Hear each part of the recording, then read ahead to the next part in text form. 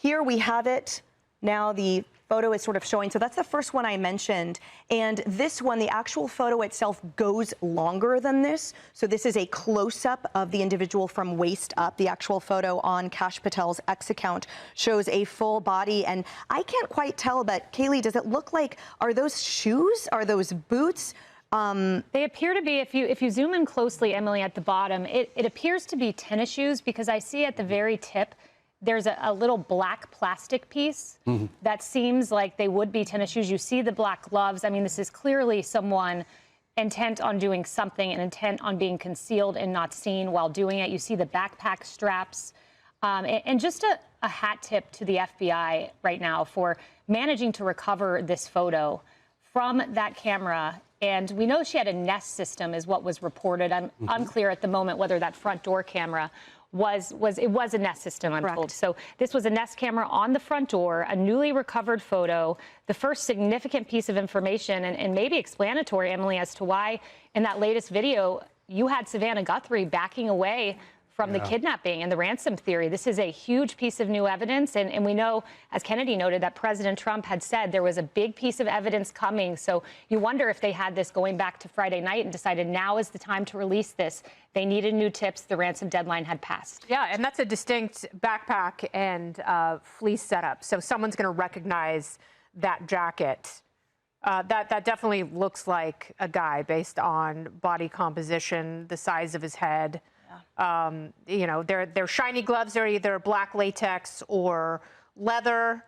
And yeah, that someone's going to identify that backpack pretty quickly. And I just want to point out, because I want your thoughts on this. Now that we have this specific imagery from Nest, you can see in the upper right-hand corner it says Nest. This gives us a specific time, which means can the subpoenas now and then the warrants be narrowed down to this? We've talked about cameras that didn't have footage, but could this help to locate this individual as he likely went through Tucson afterward, now that we know the exact moment that these photos were taken? Great point, Emily. So two things. One is I wouldn't focus so much on the clothing as whether the facial features are clear enough for there to be facial recognition software run on them, because everybody's face is unique. It depends on the spacing between your eyes and so on.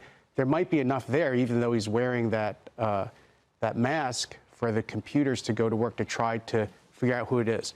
But you're right, Emily. The second thing I would do if I were the FBI is now give this image and go to Arlo, go to Nest and say, search through all the recorded images you have. Use AI now to the advantage of law enforcement and find if there are other images of other cameras that are storing their footage, storing their archives, and locate where this person went from here to the next spot. I expect that he's probably changed his clothes. He might have a change of clothes in his bag. He's going to immediately try to disguise himself. But the face can't be changed. And maybe in all that trove of data and film, that face might appear, and the government can go to those companies and say, now we have an exigent circumstance. We're trying to track him down. We're trying to track her down. She might still be alive. We don't need a warrant. Give us any footage you have of this person located in anybody's archive. Yeah. I'm impressed by the level of actually detail. I was expecting one photo. Blurry, this could be indeed a breaking. You've got a couple of different angles on the eyes. And, you know, you remember in the Charlie Kirk case, for example, when those images started to surface, you saw gait, you saw body movement, and his parents later said that when they saw the picture, they felt strongly that it was their son. And somebody's going to look at this picture and have the same recognition. Here, we want to bring in Fox News contributor Josh Ritter on the breaking news. He's a former prosecutor with more than 20 years of experience. He lives outside he's live outside for us right now, outside of the Pima County Sheriff's Office. I'm looking at this statement right now, Josh. Forgive my distraction, from the FBI director as he released these new photos to the public.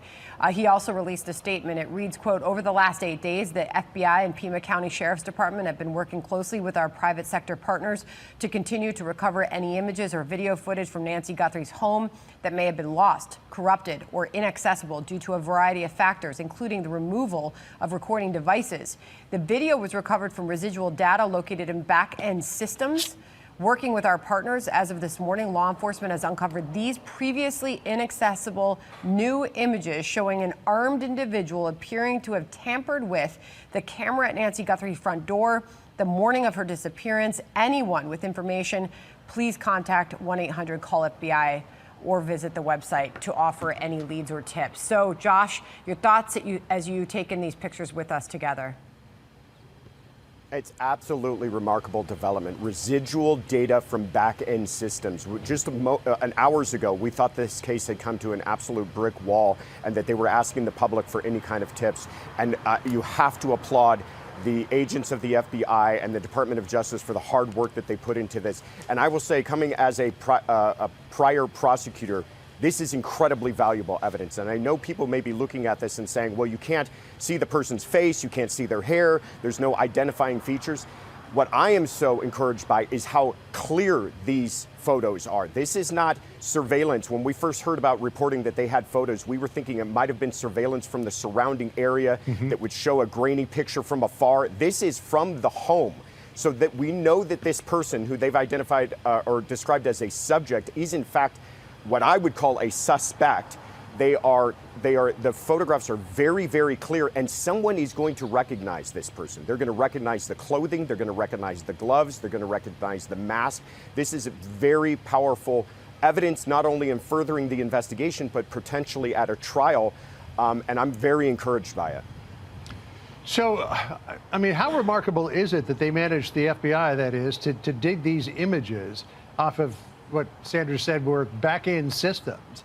I mean, this really is sort of the difference between the Pima County Sheriff and federal law enforcement, that they were able to glean these images. And as you point out, I mean, the camera appears to be, I've got the same camera, it appears to be in night vision mode, and has managed to snap off some remarkably clear pictures of this person of interest. So, Josh, I mean, what a technical feat the FBI has managed to pull off here. Absolutely amazing. You're right. When this was first described to us, we were told that the camera had been disconnected, that there was no subscription service, and that there was no video to recover, and full stop. As if this were a dead-in-the-water lead and there was nothing to be done with it. And they did not stop there. They continued to dig. And again, he describes it as residual data located in back-end systems, meaning they had to go somewhere in the haystack of information and find this one needle here, and it's proving to be incredibly powerful. And to a point that you made earlier, we're also learning something about the person who committed this crime, because they did come prepared. They came with a backpack, they came with gloves, they came masked up, they knew to look for a camera. This is a person that came with premeditation and intent to commit a crime, likely a crime of violence, certainly a crime along the lines of kidnapping where they did not want to be detected. That's giving us a lot of information as well. So, Josh, just getting into the details here as the public is taking in these pictures for the first time. When you look at screen left, I assume there are people who have enough experience looking at photos like this where they can, they can go into that front porch area outside the front door there, measure up the bricks, and start to estimate how tall this person is, for example.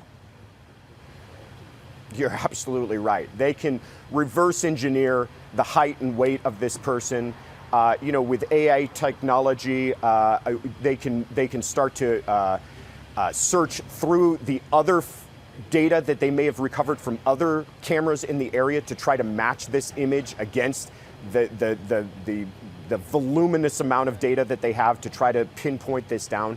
This is a really hot beginning to what I hope will be a turn in the investigation, and that they're releasing this to the public too. That's going to be a way of solving this, by crowdsourcing this and allowing people in the local area to take a look at this person. There may be somebody looking at this right now who absolutely can identify that person just from the way they're standing, just from their clothing. There may be more images forthcoming as well, because, as I said, I've got the same camera system, the Nest camera. It doesn't take still images, it takes video. And I'm wondering, Josh, if these still images were gleaned from a video, which could tell us more. If we see images or video of the person walking up, then you get a gait analysis potentially, and maybe some other things as well. No, you're absolutely right. Those videos, by the way, I have one of those cameras on my home, also capture audio. So we don't know if there's an attendant audio file to these captured images. You're right. If there's attendant video, There's going to be a press conference, we hope soon, where they might release some more of that information. But I agree with you. We could be getting the way that this person carries themselves, the way that this person walks. We could be hearing audio. That person may be speaking to someone. I mean, there's just, you can imagine all the possibilities of what they could get out of this small bit of evidence. Okay, so they're up on the screen now. How does AI play in here? I mean, I start to think about how you can take these images and you can start to ask, where was the sweater purchased? Where did the gloves come from? Where did the jeans come from? I mean, how is the advanced technology going to play into looking at these images and finding this person? You're right, and I imagine everything that we are sitting here in the last few minutes trying to imagine that they can do with that, they've already been running with it. The FBI, I mean, the same agents who have done the remarkable work of finding this are now working on trying to identify those gloves. Where are those gloves made? Where are those types of gloves sold? I mean, even just think about that mask. That's not a common item. That's not sold at every, Target and Walmart. That is something that I imagine they could track down where something like that could be sold. Same with the jacket. I think we even have a full-length photo of this individual. So you're looking all the way down to perhaps their footwear. A lot of information can be gleaned from this. And like we already said, who knows if there's even more that was attendant to these files that were being released right now. Hey, Josh, it's John again. I said that there might be some video. Kash Patel has just released video that these photos were taken from, these still images, which we're ingesting into our system. And there is a lot of video of this guy coming up to the front door. Here's the video. Actually, we're watching it. This is after he was at the door, I believe. Yeah, okay, so here he's coming up to the door, sort of scoping out the doorbell here. And at some point up in the future here, in the next couple of seconds, he turns around and he goes and picks up some sort of a plant and comes back with the plant, which it looks like he's using to obscure the video. And then I think he tries to remove it. There, see, he's going to the garden. He picks something up, looks like some sort of plant, and then he starts. This is a repeat of the same video that we just saw. Is there any audio here or no? The next video, no, there doesn't appear to be at this point. But the next video, he's got a plant in his hand, and he's trying to obscure the images. So, Josh, we're getting a lot of information. He turns fully around, and you can see the backpack. Now you can go to sports stores and say, where did this backpack come from? So there's a lot more information that we're learning here. You're absolutely right. And what stands out to me, too, is that remember how much we've talked about that area and how dark it is, and that you can barely see what's in front of your own eyes. And I know it was a full moon, but he's under the portico there where it's probably very dark. He has no trouble identifying that there's a camera there. It's almost as if he knows there's a camera there, because it does appear as though he's trying to block the camera's vision of his face, first with his glove and then perhaps with a plant, before he has the opportunity to remove it from where it's positioned. This to me, I think you can easily kind of draw some conclusions here. It might be reasonable to say that was familiar with that area, was familiar with the camera's location, and came prepared. Okay, so this is a second new video coming into us right now. We're turning it, and you can watch it with us together. This is the plant that he pulled from there. I keep a plant identifier on my phone, John. I just ran the picture through there. It appears to be a rose bush, from what we can tell. But to your point, John, it looks like it's an attempt to obscure the camera while he's dismantling it. It's interesting, though. Why would he pull a plant as opposed to just covering it with his hand?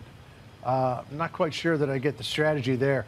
Hey, Josh, thank you. Stand by with us. Let's bring in Jason Pack, former FBI agent and hostage negotiator. Don't know if you've had a chance, Jason, to see the videos that we're looking at here, but we've got probably 30 seconds of video, if not a little bit more, of this person walking up to the door, turning around, going back to the garden, walking back up to the door again, and then fiddling with a plant that he pulled out of the garden for some reason. What do you see as a former investigator in the video that we're looking at?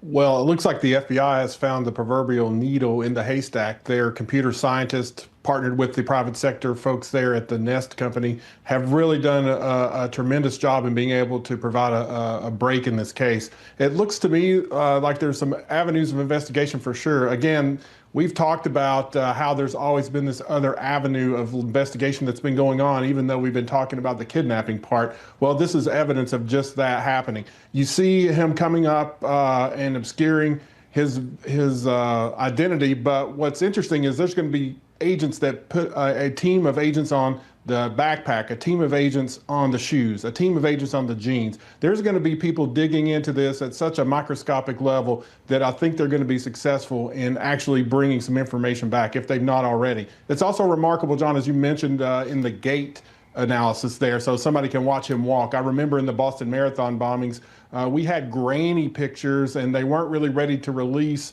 And so we had to keep working in these video canvases in the neighborhoods and in the businesses around there to make sure we got a picture that would provide what we call investigative value.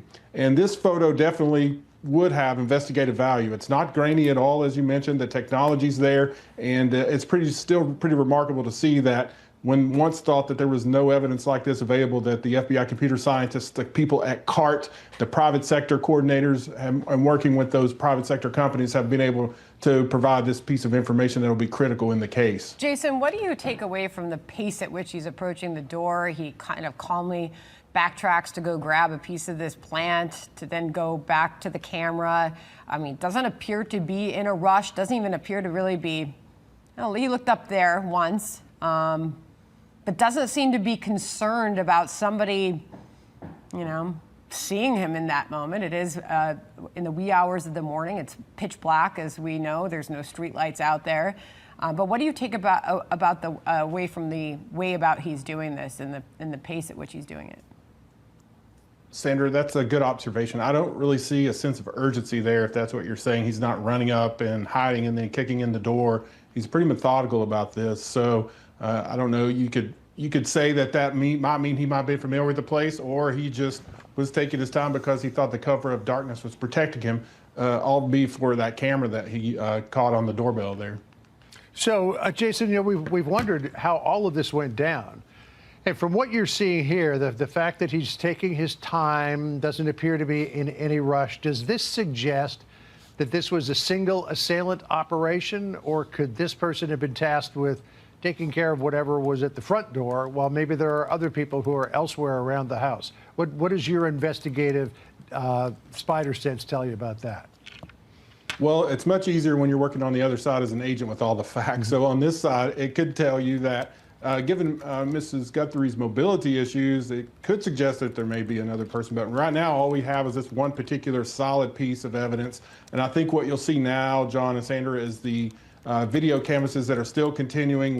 We've heard about the gas station videos that they've been canvassing. The agents are out there every day, along with Pima County, going to recover these videos in a forensic method, not just taking a screenshot of those things and bringing them back. They're going out there, they're diving into the brains and the guts of these VCR systems at these gas stations and these other places and residences around the area there. They're bringing all this back. And again, we keep talking about that timeline, but it's critical. So now there's an exact time, an exact date that they're able to put this piece of information on that timeline, and that narrows that window of opportunity down more. So now they're working with more solid times, and they're working with more solid information, as well as some photos there that they're able to work backwards and just trace those steps, but both before he got there and hopefully after he left. Okay, Jason, thank you very much. We want to bring in former FBI investigator Bill Daley. Bill, you have extensive experience, specifically with your career in the FBI and special photography and the part of the FBI lab division. So you know what to look for in these images. What do you take away from them?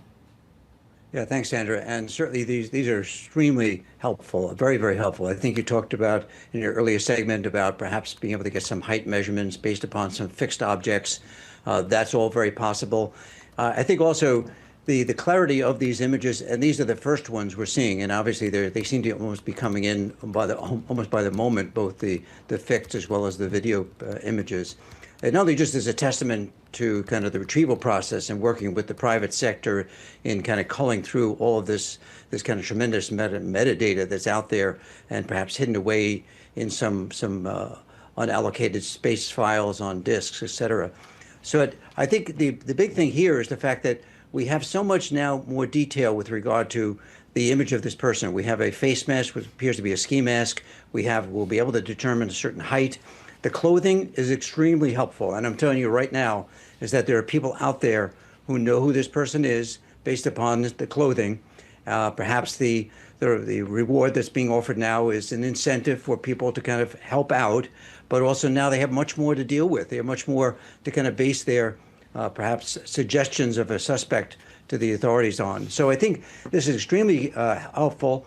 I think also say is that, and as we have kind of advances in AI and we have kind of recreation of kind of historic images from crime scenes based upon general kind of criteria, what I mean in this is that even by the kind of the structure of the person, the height, the weight, and some of the general features on the face, from the eyes and even the shape of the face, they may be able to almost kind of come up with a unmasking of this person, at least to get a general view, not an exact image, but perhaps a general image of what this person may look like. So I think all these things are coming together. Sandra and John, I think the big thing here is that it also now is kind of that dropping that kind of that point on the map. It's kind of saying we now have an image. We now can go out and look across the spectrum at all of the images that either been already gathered or ones they can gather from various establishments, whether it's gas stations, whether it's stores, whether it's other cameras on doors or buildings they had already, and they didn't know what they were looking for. Now they know, at least even without the face, the clothing, what they're looking for. Yeah, I mean, you look back to Luigi Mangione, and he was wearing something to disguise his face, but then there were other photos from him in other places where he didn't have the mask on, and he became identifiable through various means. I just was looking at Savannah Guthrie's Instagram. She posted one of the photos of this potential subject holding up the plant in front of the Nest doorbell, and she says, "We believe she is still alive. Bring her home."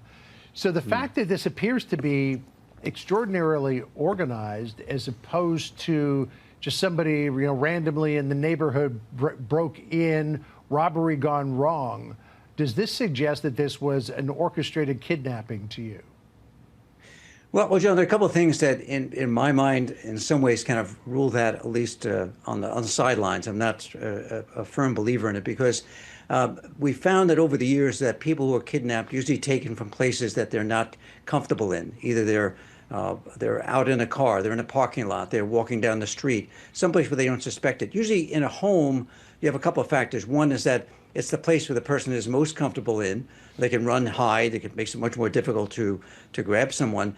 And also the people who are conducting it are taking an extremely much more risk, like in this case, where the risk is that the images could be captured. They may have not known whether or not someone else was in the home. They would have had to maybe overcome that person. There may be somebody driving by who could see them as they're exiting. So there's much more risk for people who are looking to kind of commit a kidnapping in that regard. So I don't totally dismiss it, but I think there are some factors here that indicate that perhaps it was something else. It was maybe a robbery. I think based on maybe people knowing about the home, maybe feeling or hearing that there may be some valuables, and gone in to commit a robbery, and something else happened as a result of it.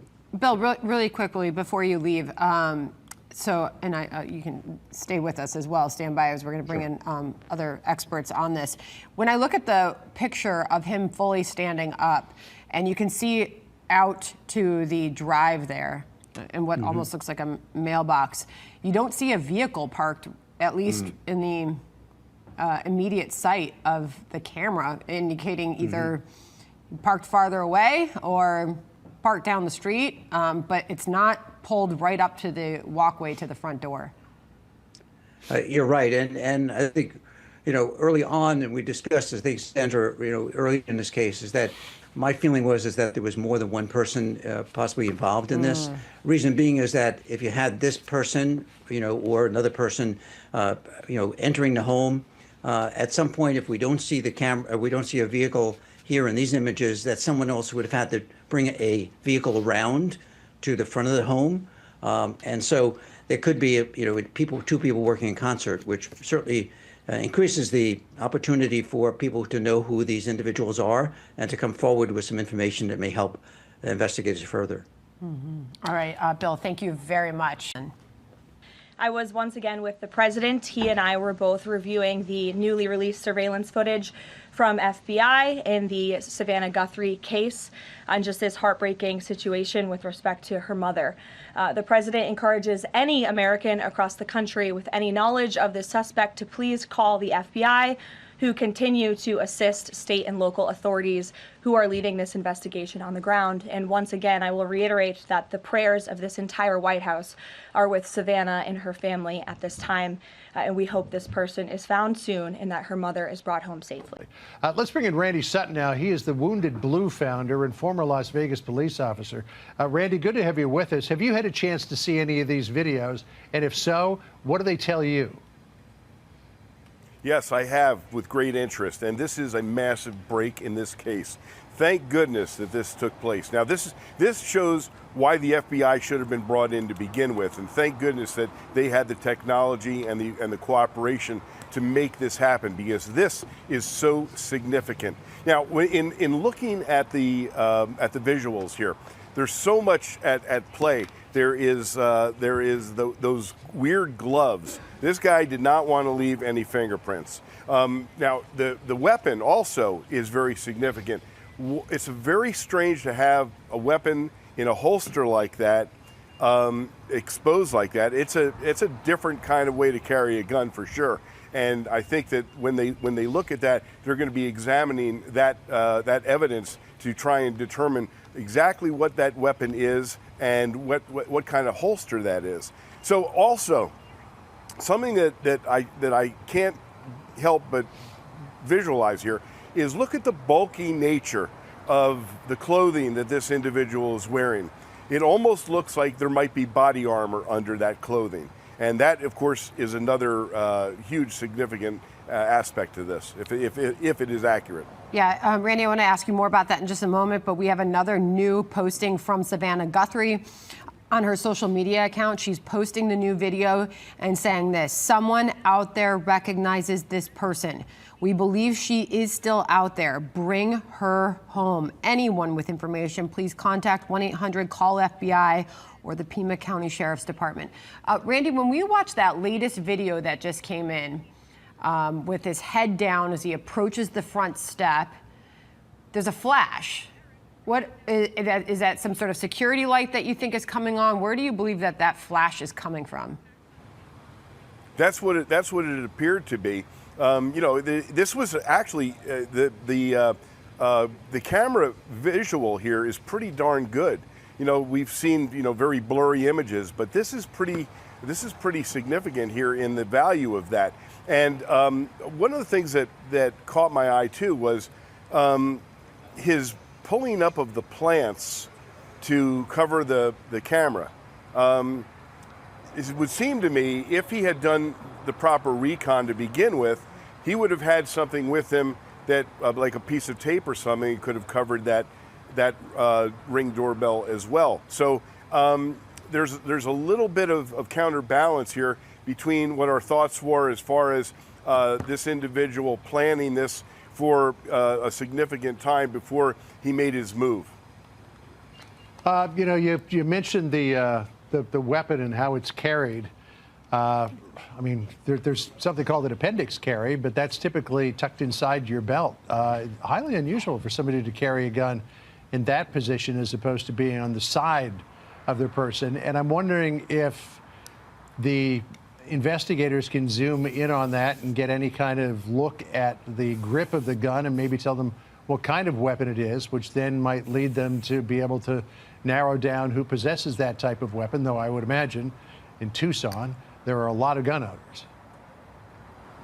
Yeah, that's for sure. And without a doubt, their digital unit is going to be working very diligently to try and clean up those images and glean as much information as possible. Now, let me ask you this question. With his gloves that he had on, those very strange gloves, that's another aspect that they're going to be looking at, trying to identify what those gloves are, because that's an unusual set of gloves to be wearing. And one question I have is, how are you going to pull that gun out with those gloves on? Got it. Little strange. Yeah. Randy, I just want to get this in here. The White House press briefing is underway. Caroline Leavitt led it off just a few moments ago on this. Listen. I was once again with the president. He and I were both reviewing the newly released surveillance footage from FBI in the Savannah Guthrie case on just this heartbreaking situation with respect to her mother. The president encourages any American across the country with any knowledge of this suspect to please call the FBI, who continue to assist state and local authorities who are leading this investigation on the ground. And once again, I will reiterate that the prayers of this entire White House are with Savannah and her family at this time. And we hope this person is found soon and that her mother is brought home safely. And the president has said, Randy, that he would send any resources that the FBI needed in the federal investigation that is down there. Kash Patel started releasing these photos and videos just a short time ago. And boy, Randy, does this change everything? It absolutely does. This is the first real break that we have seen. And remember, a couple of days ago, the president indicated that there might be some big news coming. I think this might be exactly what he was talking about. Hey, I just want to point one other thing out, and that is that we saw the flash of light coming from the center of his face as he's walking up. As well, we saw the flashes of light off of the reflective material right there in that video. It almost looked like he had a headlamp on and turned it off. But then we see the same flash in his mouth in one of the still pictures as well that you see on the upper right-hand side of your screen. Could that be suggestive that this guy's got some sort of metal in his mouth, whether it be a metal filling that's in the front of his mouth, whether it might be some sort of grill? Well, it's possible. This is where the digital enhancement is going to have to take place to try and make a determination if that is a flash from perhaps a movement light, or if it is something internally within him. That's where the magic of the FBI's digital unit and their forensic team is really going to have to close in on that through their technology. Okay, thank you very much, Randy. Bring in now John Sheehan, a former Las Vegas Metro Police Sergeant and former SWAT team leader. Welcome to you, sir. We're taking in these images together. What also strikes me is at one point in the video, you see him looking straight at the front door, no longer at the camera, but straight at the front door. And when we have very few details about how he actually entered the home, the suspect entered the home, we don't know if there was forced entry. Or if the door happened to be unlocked or not. Well, we do have some information, or it has, some parties have said in law enforcement that there was forced entry. Now, does that mean forced entry as far as a breach of the door, or once inside was something disturbed indicating a forced entry? What I will say, in conjunction with what Randy just spoke of, look at the attire of this kidnapper and look how the movements aren't necessarily very focused and deliberate. He sort of wanders up and takes his time to get up to the door. John said something about seeing the flashes of light around his apparel. I would suggest possibly that the backpack that he's wearing may have some sort of a reflective material on it, and that's being picked up in the IR of the camera. That's entirely possible. Another thing that I was focused on when I initially saw the images and the video is he has exquisitely manicured eyebrows. You can tell that this person has had someone spend some time to work these eyebrows. This person is going to look very, very distinct, and someone is going to know this person. When we get to the handgun, one of the first things I saw in the still image was you've got a semi-automatic, looks like a black frame handgun inside of a revolver holster carried directly in the front of the person. This doesn't speak to someone that necessarily is very proficient in the art of, putting together a kidnapping outfit and secreting himself to the best possible circumstances in order to be able to carry this out. It looks more or less like this whole outfit was cobbled together, from the ski mask to the backpack to the vinyl or rubber gloves that the individual is wearing to the choice, the weapon selection and the holster that it's in. It all looks cobbled together. Gotcha. So in terms of these images and the flashes of light, I just looked it up. The Nest camera apparently has an infrared function. So when it goes to night vision, even though it's as dark as Alicia Acuna has been telling us that it is, and it appears that there's no lights that are on in the porch there. Otherwise, I'm sure the image would be a lot brighter and in color. It's sending out an infrared beam when it detects some movement. It detects some movement from some ways away. I get images on my Nest cameras of cars going by about 75 or 100 feet away. So somebody walking up would definitely trigger it. So we're looking at an infrared bounce off of, I guess, reflective patches that are on the straps. Looking at an infrared bounce off of his teeth, off of his eyes as well. Correct. And that's what's giving us these highly detailed images in literally zero light. But if something is infrared, it doesn't obviously pick up colors the way a daylight camera would be. But I've also known that infrared can give you information that normal light doesn't. It can, and another thing too that we need to consider here is that in the advent of AI and 3D imaging, it may very well be possible to take freeze-framed images of this video and construct what the individual's face would look like under the ski mask. And I'm sure that if that technology is available, the FBI is already exploring that and is working on being able to put together a composite of this person. As Randy stated earlier, and it's been stated a couple of times since this video came out, this is huge because this is going to make whoever has Nancy rock back on their heels, and maybe at this point it's going to cause some action where we may have some hopefully positive resolution of the kidnapping. Yeah, so much to take in here. Oh, okay, thank you very much for joining our coverage as we continue to take in these images. Let's bring in Morgan Wright, CEO and founder of the National Center for Open and Unsolved Cases. Morgan, thank you so much for being with us. 2 hours ago, this case looked like it was heading in the direction of an unsolved case. It looked like investigators were back to square one, and then suddenly this case has gained a tremendous amount of forward momentum.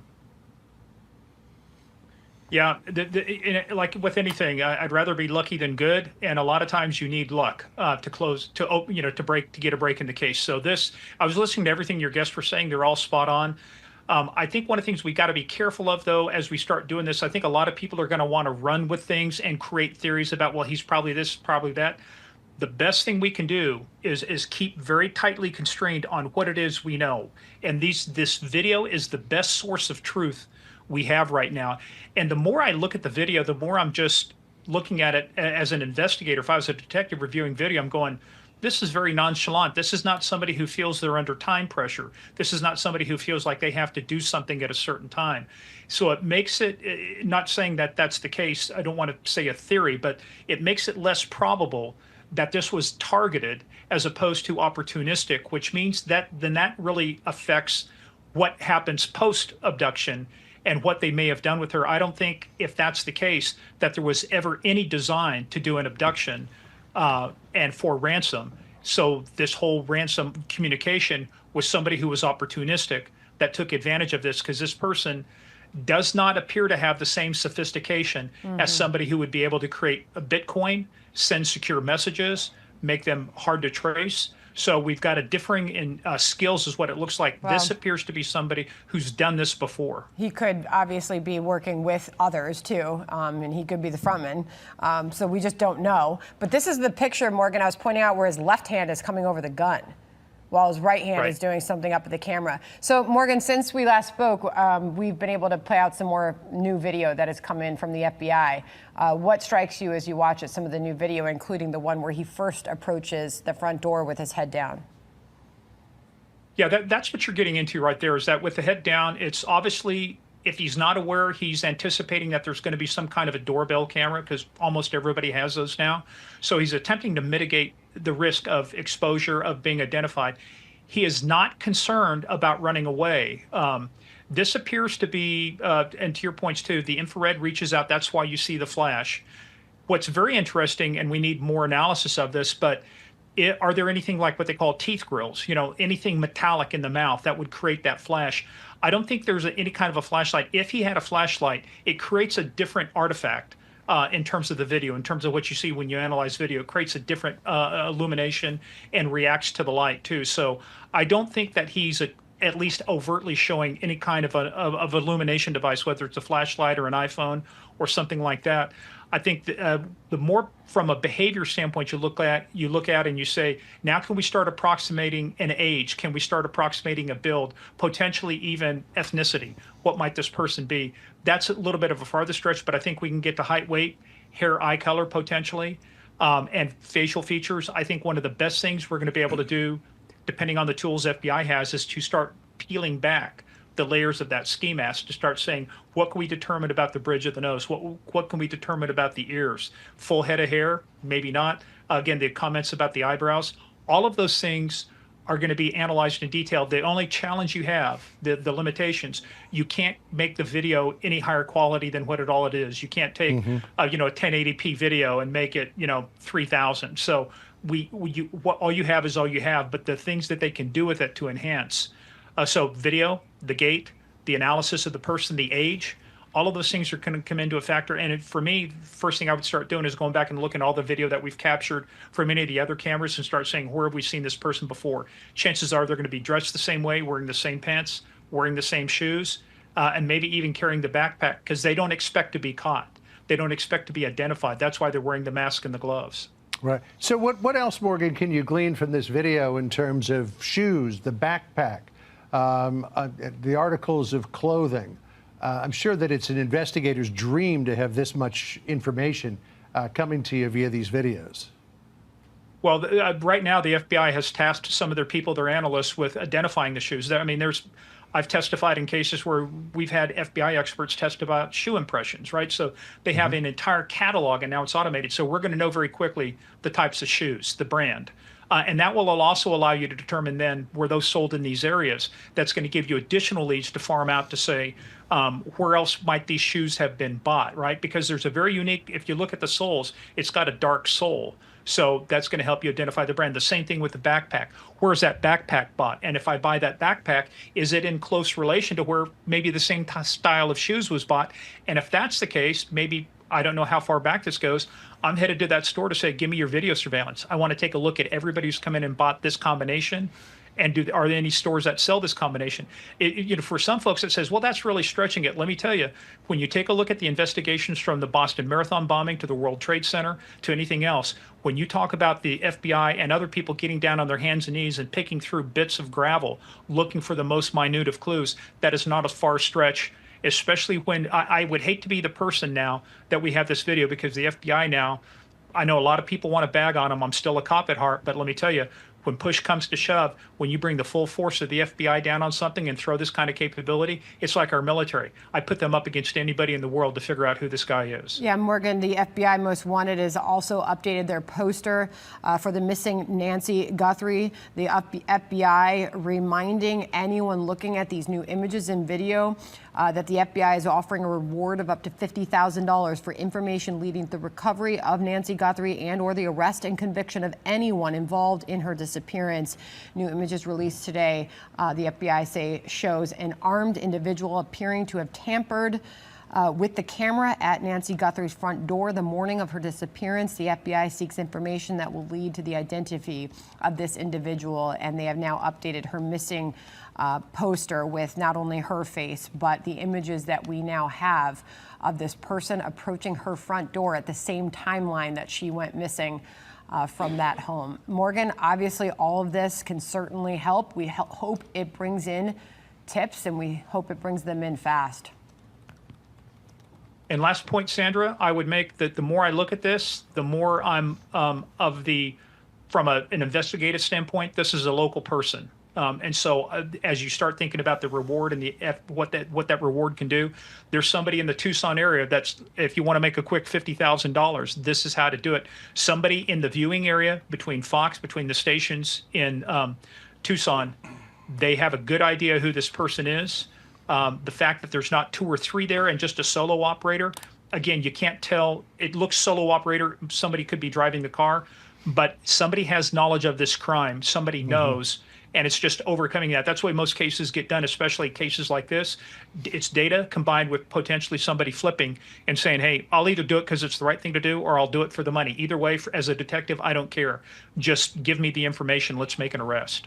All right, Morgan, thank you for your expertise. Really appreciate it. You bet. Joining us now by phone, former FBI Deputy Director Dan Bongino, now a Fox News contributor, long history in law enforcement, and very good to have you with us, Dan. Thank you very much for joining me today. Sure. Happy to be here.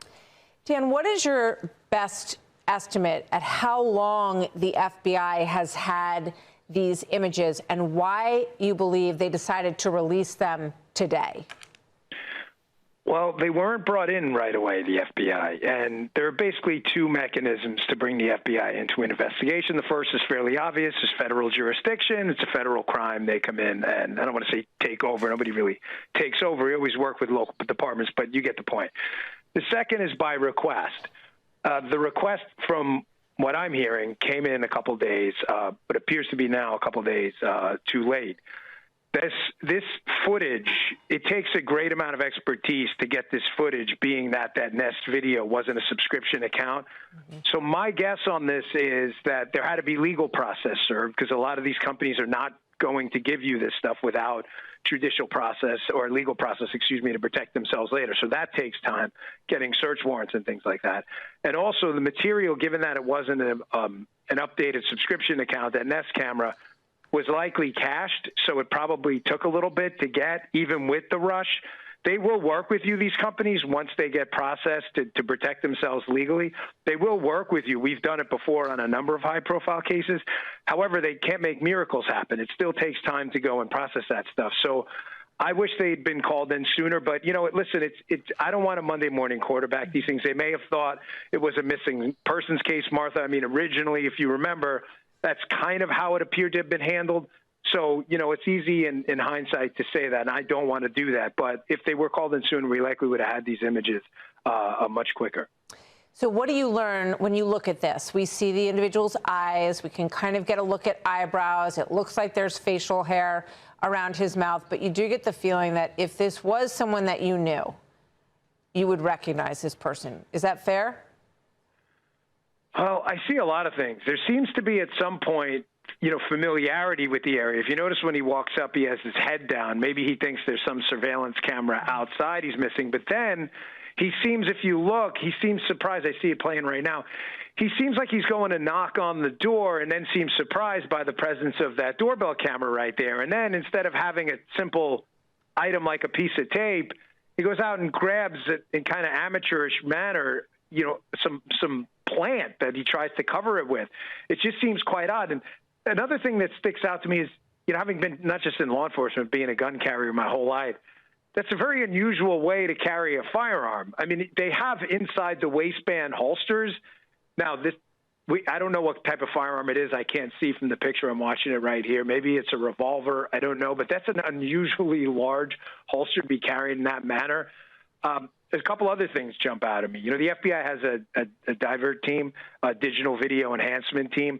They're probably, I would guess, I know if I was working the case right now, and I'm sure Cash is right now, I'm sure they're working on this to pick apart everything. I would guess from looking at him in context of probably the archway, he's probably 5'9" to 5'11" or so they can get height.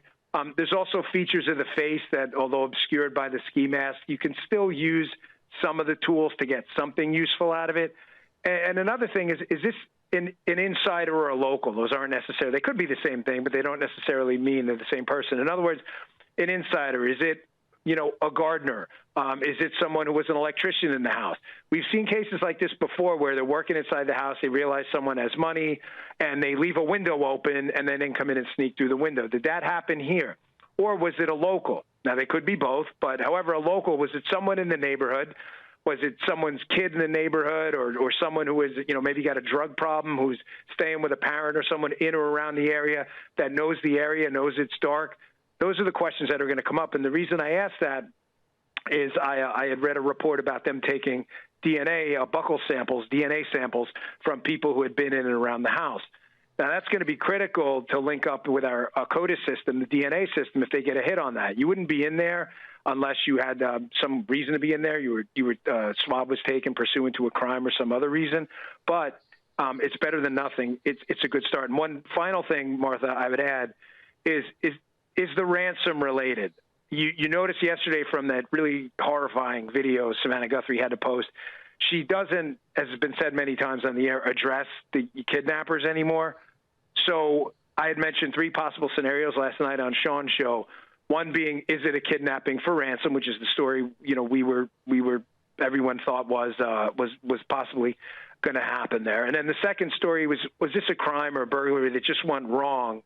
And maybe he didn't expect anyone to be home. She opens the door. Some incident happens. She bleeds. It's looking more likely that it may be scenario 2. I don't know that. I don't want to get out ahead of the investigation at this point. But this looks like it could be that one. Yeah, it just raises so many questions. So if this was a robbery, it seems kind of odd that you would, if she died in the course of this, and we hope with all of our hearts that she is out there and that he is keeping her somewhere and that she will be home. But would there be any other reason? Does it tell you that she might be alive, that there was no body in the home? Yeah, I mean, in cases like this, especially given the area and the ability to dramatically expand your field of vision on surveillance. In other words, things we didn't have when I left the Secret Service, I shouldn't say we didn't have, but they weren't as pervasive. The use of really, really high-end drone technology. Drones were in their infancy back then.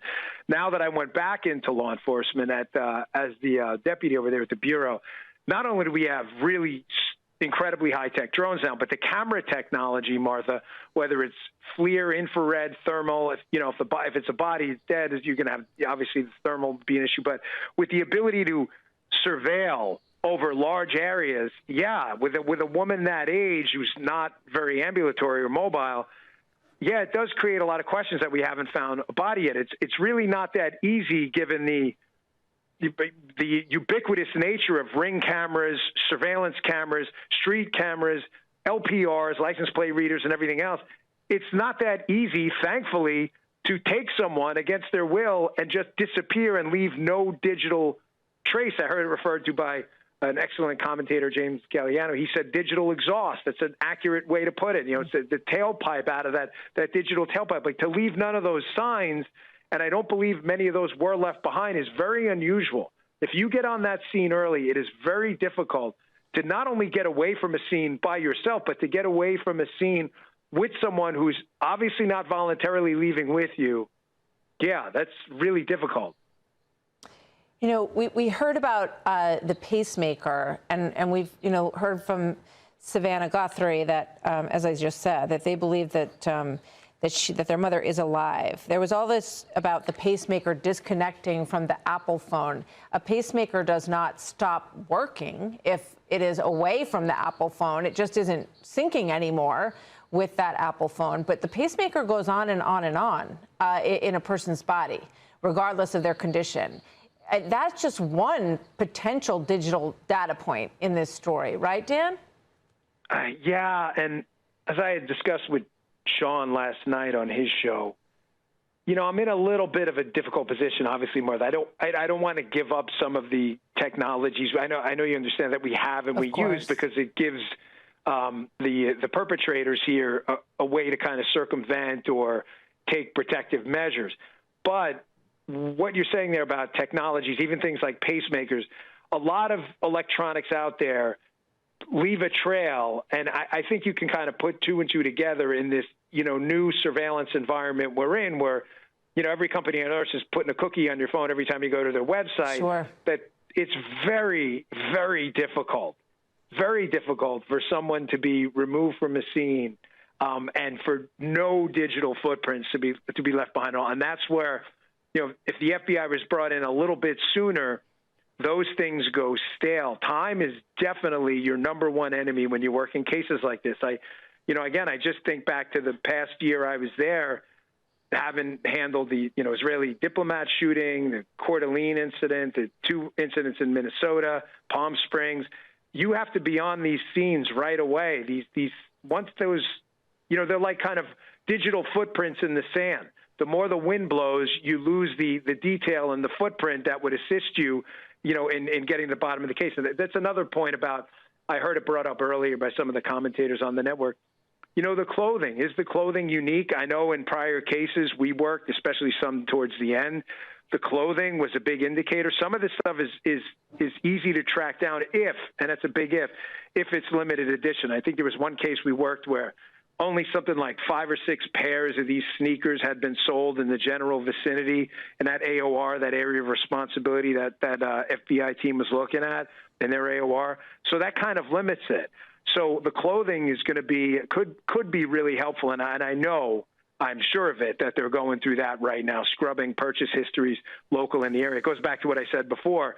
Is this an insider or a local? If it's a local and this wasn't pre-planned and it was a burglary that went really bad and horrifically bad, then it's likely that they didn't travel out of town to get that clothing. I mean, we'll see. If it's just mass-produced, then it's not going to be of much help. Just one last quick question from your own experience at FBI. We know that the family, and I want to just reiterate again, that the family has said that they believe that their mother is out there, that she is alive, that obviously this is a big piece of information and it is being widely circulated today, and they hope it's going to lead to Nancy Guthrie's recovery. They also said that the family does not know this person based on the video, and this is a really good shot right here of the eyes of this person. Would they would have been, how would it work? Would they would all be shown this video, the family members, and say, well, okay, we're going to release it publicly, tomorrow, or in 4 hours or something like that? Is that how it might work? Well, here's how I would have worked it. Obviously, as I had indicated before, you always suspect people in that kind of inner circle first. I wish it weren't that way, but whether it's kidnappings, sometimes crimes of passion, there's people in those inner circles you're going to go to first. So my guess is that being that they eliminated no suspect early on, everyone was, and I mean everyone was likely investigated in this, they probably showed it to each family member individually, and we're hoping that something, the clothing, the height, the eyes, the reflections off the face, anything would, oh yeah, I recognize that. That jacket or that backpack. The backpack seems kind of, I don't want to say unique, but seems interesting, the backpack.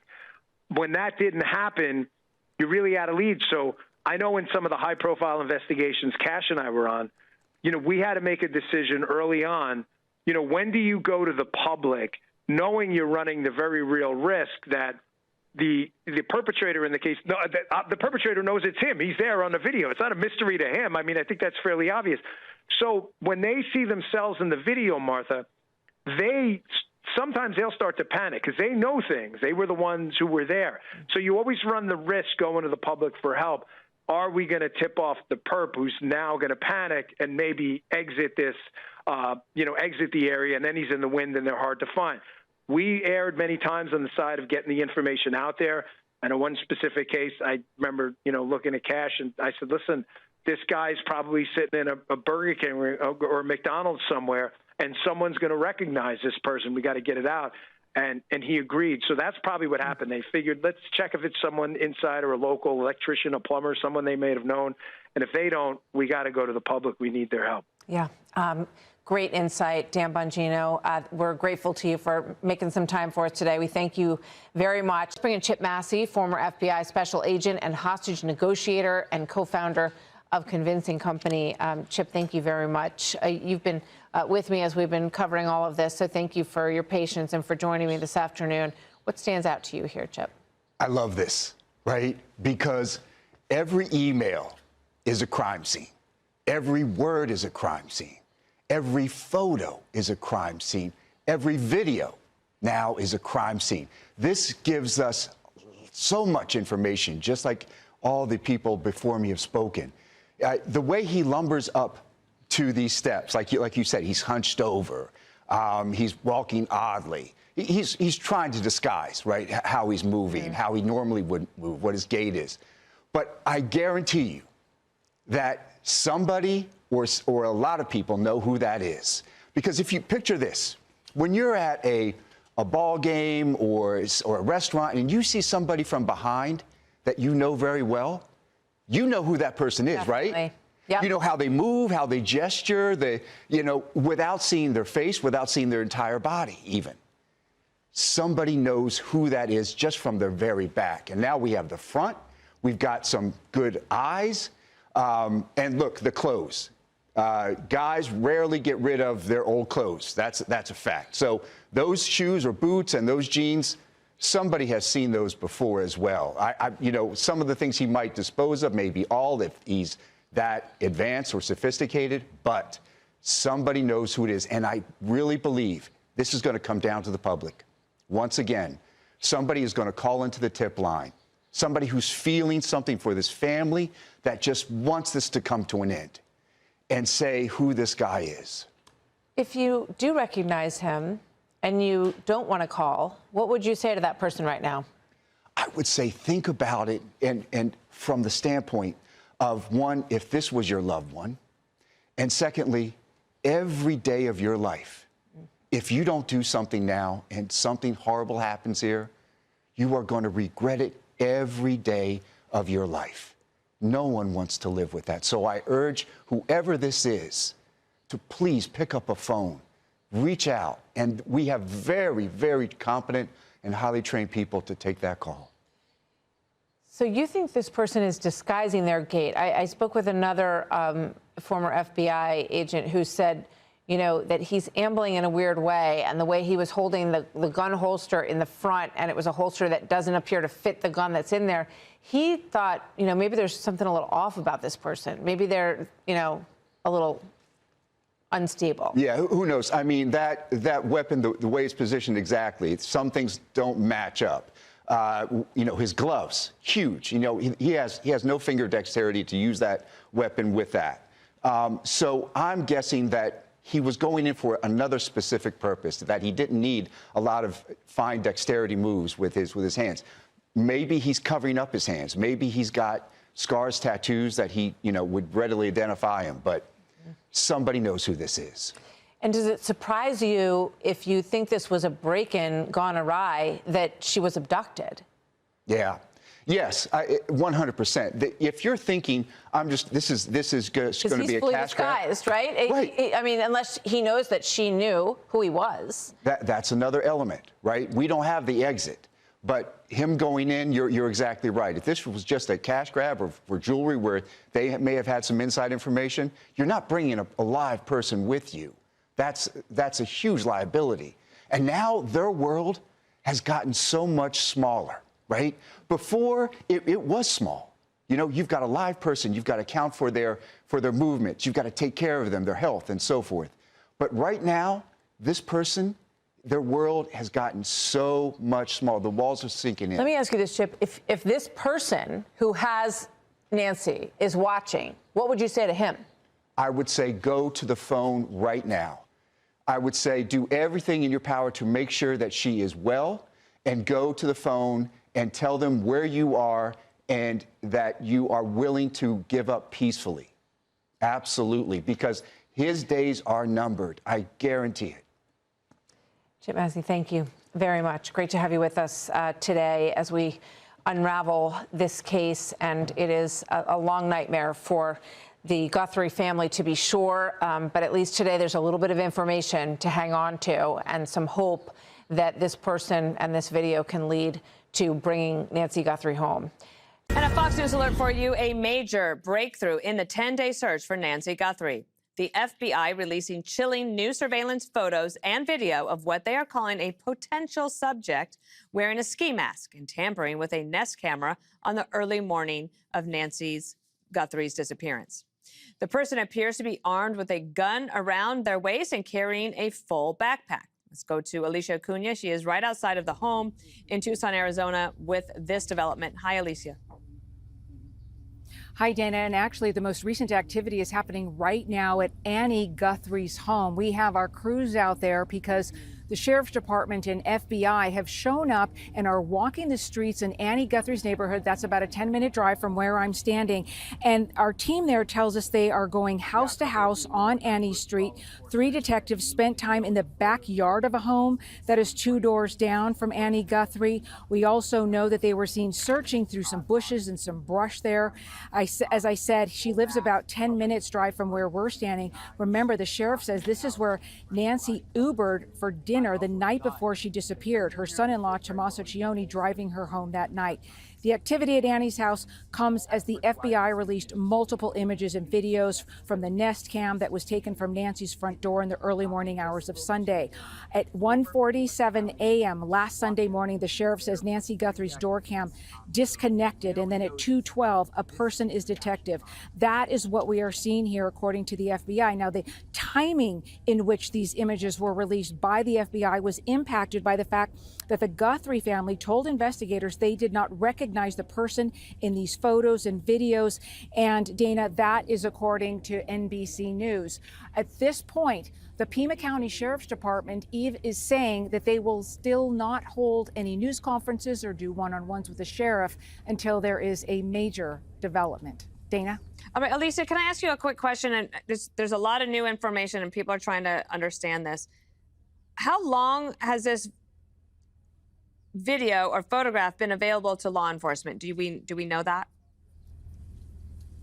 We don't know how long it's been since they've actually been able to see these images, because we learned at the very beginning of the investigation that when that Nest cam was damaged, that they were, and Nancy Guthrie didn't have a subscription to the service, so she didn't have video that was captured. So that data was actually stuck deep in the system, and the companies, the Nest company worked with the FBI to be able to go into the server, to dig down deep into that data and grab it. We don't know at what point the Guthrie family saw it, at what point it was in the hands of the FBI, but from what we understand, once they realized that the Guthrie family didn't recognize this person, that they decided to take it to the public and ask everyone else's help, anyone else's help, to see if they recognized the way this person walked, the way they moved, if there was anything about them that struck them enough to picture somebody else in their head. And if that happened, then they should go to law enforcement. Okay, Alicia, thank you so much. And Emily, this morning,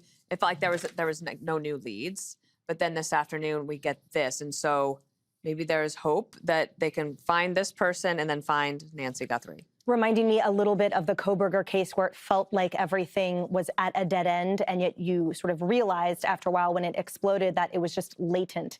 And this underscores that just because we aren't hearing anything doesn't mean that all of those incredible investigators are not working round the clock to locate information. And just to underscore as well, you know, people can throw away and toss away very easily clothes.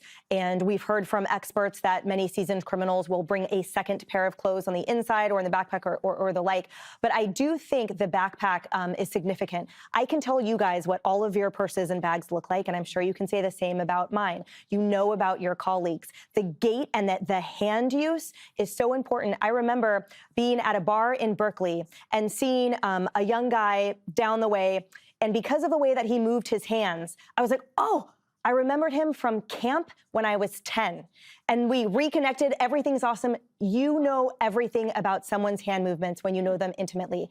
I was putting sugar in my coffee at the Oakland airport, and a girlfriend I had not seen from high school in 15 years came up and said, I knew it was you when I saw you doing the coffee. So the point here is awareness. It means getting this footage out to the whole world, because it is clear that the instant someone sees that person, that knows that person, they will be able to identify them in an instant. And the more they narrow down that backpack, I think this is too where facial identification, if at any point AI use, software technology that can help pick up continuity.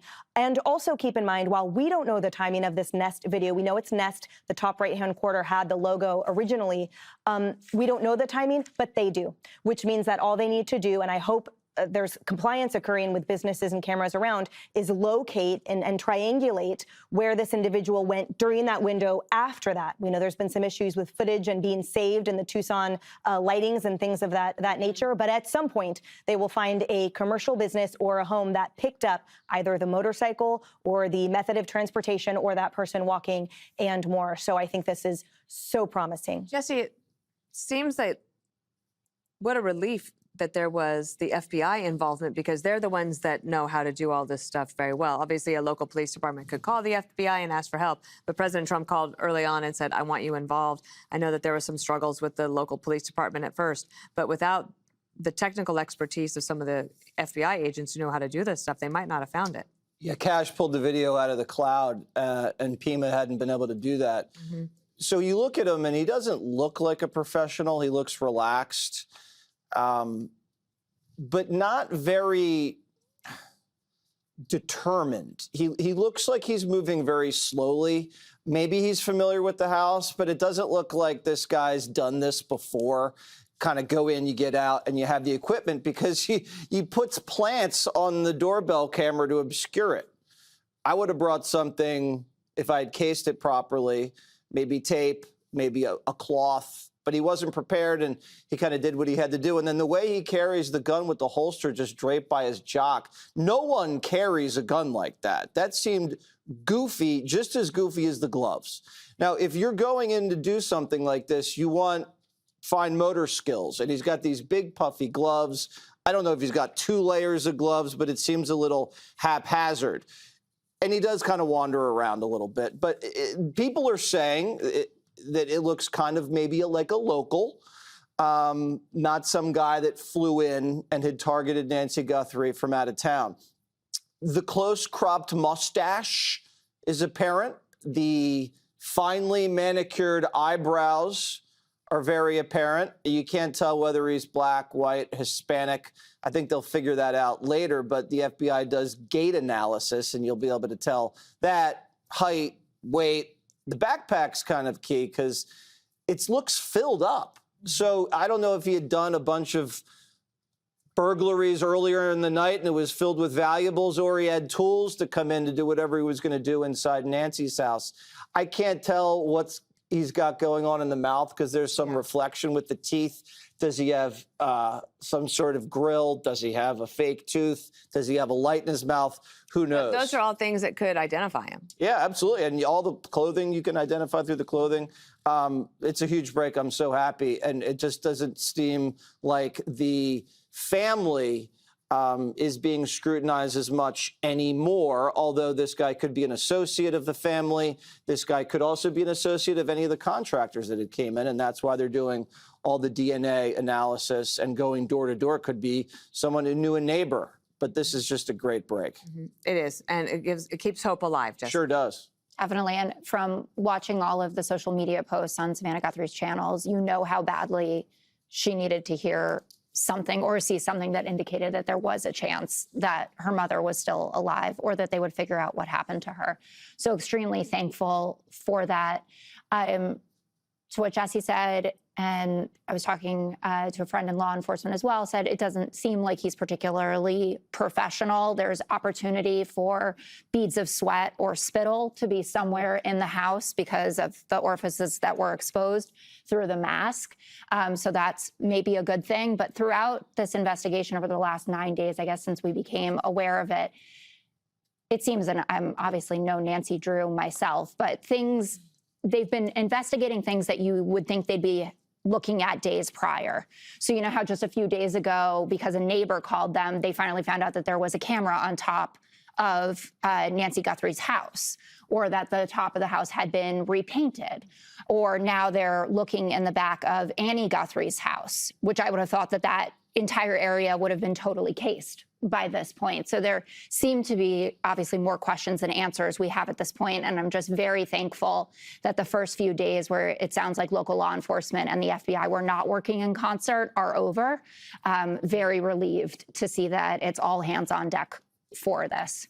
Greg, yesterday you suggested Savannah take a poly. Yes. Maybe that is happening. Who knows? That was a great suggestion. Fox team coverage tonight. Former Las Vegas Metropolitan Police Lieutenant Randy Sutton is in Tucson, Arizona, with reaction to how law enforcement's handling this case and the new video. But we begin with Chief Correspondent Jonathan Hunt with the latest developments in this investigation. Good evening, Jonathan. Good evening, Brett. Investigators needed a big break, and today they got one. FBI Director Kash Patel announcing that just this morning, with the help of what he called partners, they were able to access, quote, residual data located in back-end systems to find video of someone at Nancy Guthrie's front door in the early hours of Sunday, February 1st, when the 84-year-old disappeared. The person was wearing gloves and a ski mask and carrying what appears to be a gun in a holster and a backpack. The video and freeze frame pictures obviously provide the FBI with a treasure trove of evidence, but they don't offer clues to Nancy Guthrie's whereabouts right now. Her daughter, Savannah Guthrie, reposted the images on Instagram in 2 separate posts, saying she and her siblings believe their mother, quote, is alive. And referring to the new video, she wrote, someone knows this person. But that person has also had 9 days to leave the Tucson area, if that was their aim, with or without Nancy Guthrie. And tonight, Brett, investigators are back in the neighborhood of Annie Guthrie's home, a home she shares with her husband, Tommaso. And just within the last hour here at the Pima County Sheriff's Department, Brett, we watched those 2 SWAT vehicles you mentioned rolled out. We saw deputies getting in, having loaded shields and other gear. We believe that it is related to the Guthrie case, and I can tell you this, in the 8 days that we have been here at the Pima County Sheriff's Department, that is the first time we have seen those SWAT vehicles move. Brett. All right, Jonathan, hopefully there's a break here. Jonathan Hunt in Tucson, thank you. FBI is able to overcome that if indeed any money was put in, any Bitcoin was deposited, Right. or anything removed or shut down. We knew there was no money in that account, no value in the account, but $6 million in Bitcoin reportedly was requested. But it's noteworthy that, TMZ and Harvey Levin, who you're talking about now, they had one of the first ransom notes was sent to them, and there was information about this Bitcoin account.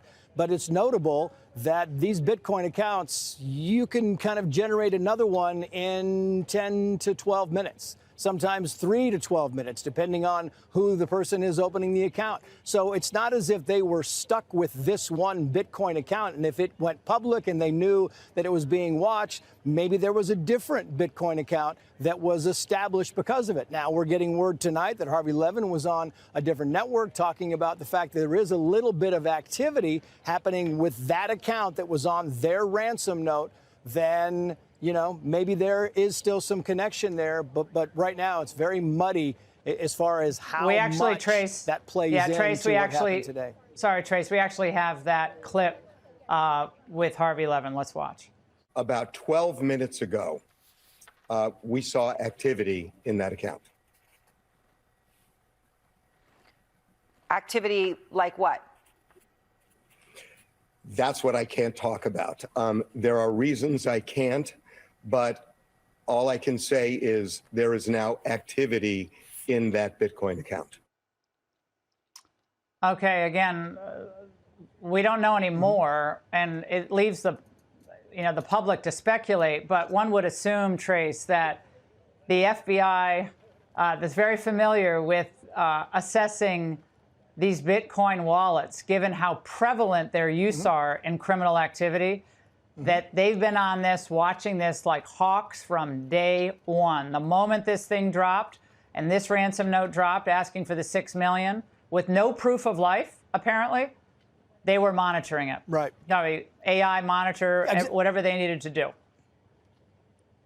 That would be my guess. I mean, that's how this whole thing. I mean, they clearly had the same information that Harvey Levin had because they had access to the same notes. They had the same information. So yes, my guess would be that they are in that account in some capacity, looking for more information, trying to piece this whole thing together. I mean, something led these SWAT teams and the bomb squad and the command team to go southeast of Tucson, Arizona, right? Leaving the area for the first time in 9 days, moving for the first time in 9 days. Something led them back to Annie Guthrie's neighborhood. Something is kind of pushing the buttons here. And if all of a sudden you have activity in this Bitcoin account, you can say it may be coincidence, maybe somebody's kind of, look, it seems like they have got more information and they need some of the final touches to be able to kind of put this whole puzzle together. Trace, thank you so much. Go ahead. Greg, I have breaking news. This is a Fox News alert. Our own Jonathan Hunt joins us with that breaking news. This sounds like it could be pretty big. Jonathan. Yeah, Sean, the biggest news of a big breaking news night. Fox News now has 3 sources confirming that a person has been detained in connection with the Nancy Guthrie case. Those 3 sources coming to us, I need to credit Kelly Kramer and Michael Ruiz of our Fox Digital team, but 3 sources now confirming to Fox that a person has been detained, and we are very careful in using the word detained, in connection with the Nancy Guthrie case. So we said hours ago, Sean, that in the wake of that video of somebody breaking into Nancy Guthrie's home in the early hours of Sunday, February the 1st. This investigation was clearly gathering momentum very quickly. As we stood here in the parking lot of the Pima County Sheriff's Department a few hours ago, we saw SWAT trucks rolling out after they had been loaded with shields and other gear. We saw a mobile command center rolling out, and now we have this, the biggest news of the night. Once again, Sean, 3 sources confirming one person has been detained in connection with the disappearance of Nancy Guthrie. That is the huge breaking news at this moment, Sean. That is huge news. Again, I don't want people to read too much into it, but that is a big development. This has been a day full of development. Joining us now with reaction, former FBI Special Agent John Grusing is with us, and former NYPD Lieutenant Darren Portrait. Darren, let's get your take on this development. We now have a person being detained for questioning as we speak. I think this is a huge development in the case, but we knew that this was inevitable based on the video that's been introduced. You have a person that's wearing a ski mask, and the point of contention would be, where did you acquire a ski mask considering the temperature doesn't go above 50 degrees there at the location? So I think the FBI was able to drill down and find a location as to where this was being sold. In addition to that, you had a team of individuals in the FBI that focused on different components of the individual in question, such as the alignment of the teeth, the distance between, or I want to say the triangulation of the distance between the eyes, the nose, and the mouth. And you had a reconstruction that was produced that showed what this person possibly looked like. In addition to that, where was this person over the last 9 days? They had to have been MIA. So we now have a person, we can track the cell phone, we can also interact with other people that this person engaged with throughout the course of the last 9 days to support the conclusion of this being our suspect moving forward. The next piece would be the steeplechase to find out where Nancy Guthrie is. We have an emergency exception. So based on this being an emergency exception, we don't need warrants to penetrate locations to take Mrs. Guthrie back into custody. I'm hopeful that she's still alive, but we were fortunate that we had a sloppy criminal, and his sloppy deed is what manifested the FBI in taking this person into custody. The term of this being a detainee, all that means is the individual hasn't been convicted. It's a very abstract term, so this person can well be arrested, but the FBI is not putting that information out. But thankful, this is great gumshoe detective work that took someone into custody. Now I'm hopeful that we can catch up with Nancy and provide her back with her family. Johnny Grusing, let me ask you, this person being detained for questioning, what is likely happening right now? Yeah, Sean, they are trying to comb through and put this person in the right place, the right time to make him be the one who committed this crime. They'll also be looking at records before, during, and after the crime. And you have a lot of evidence in this case. You see it on the camera. You know, we don't know at this point whether it was a tip that came in or whether it was forensic evidence that led to it, but they're going to be working this multiple ways. What I would urge the public to do is to continue to pour in tips, because there may be more than one person that knows this individual, and hopefully this is our guy. Thank you both for being with us. We appreciate your time. Johnny, thank you. And we appreciate both of you being on the program. And Karen, thank you as well. Hey everyone, I'm Emily Campagno. Catch me and my co-hosts Harris Faulkner and Kaylee McEnany on Outnumbered every weekday at 12 p.m. Eastern, or set your DVR. Also, don't forget to subscribe to the Fox News YouTube page for daily highlights.